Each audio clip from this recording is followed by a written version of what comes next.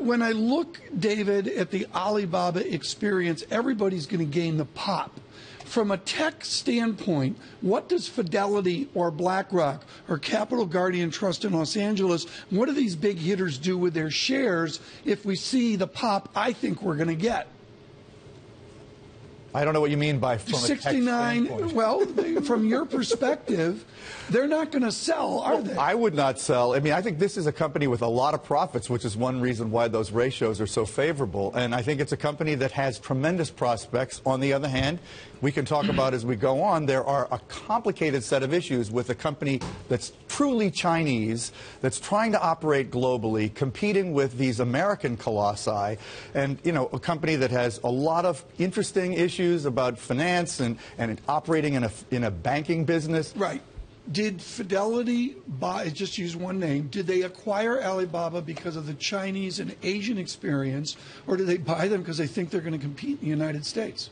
I think it's both. I mean, China is a continuingly huge market opportunity for Alibaba and all the Chinese internet companies. You know, the ratio of Chinese to who are on the internet is way lower than in the United States. It's still under 50% of all Chinese, even on the internet. Alibaba completely dominates online e-commerce in China, so there's an opportunity there, and they want to go global. I mean, you know, Adam, within this conversation, we're going to see it open. There's going to be the green shoe of some 15% of shares. This is a different beast to institutions than any other deal you and I have seen.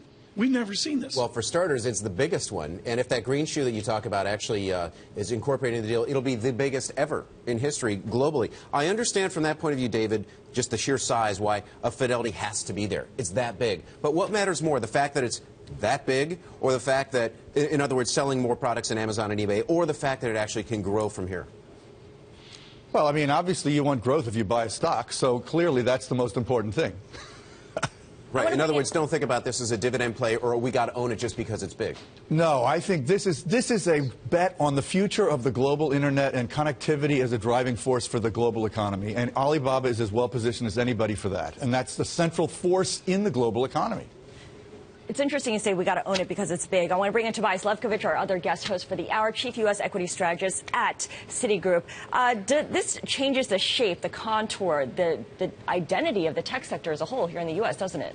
Well, I can't talk specifically about Alibaba at all, given we're part of the underwriting group, and I kind of want to stay out of jail. No, but its size as a big tech company now. But you know, in terms of, you know, it has to get into an index for that kind of phenomenon. In other words, if it's sitting outside the S&P 500 or the NASDAQ 100, it doesn't have to be owned from a benchmark perspective.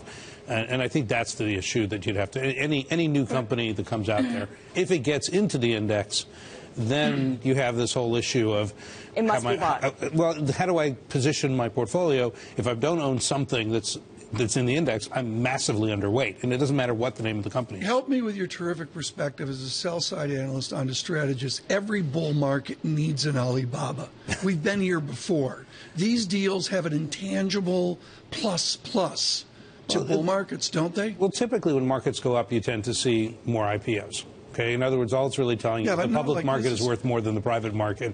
And when they're down markets, the LBOs, where the private market is worth more than the public market. So that, you know, inherently, you get M&A when markets are up as well. You get mergers and acquisitions at the same time. Okay. It's more about a confidence issue than anything else. I just checked the Bloomberg, Adam. Yeah. Ginormous is not in the Oxford English Dictionary. It's not. This is a ginormous deal.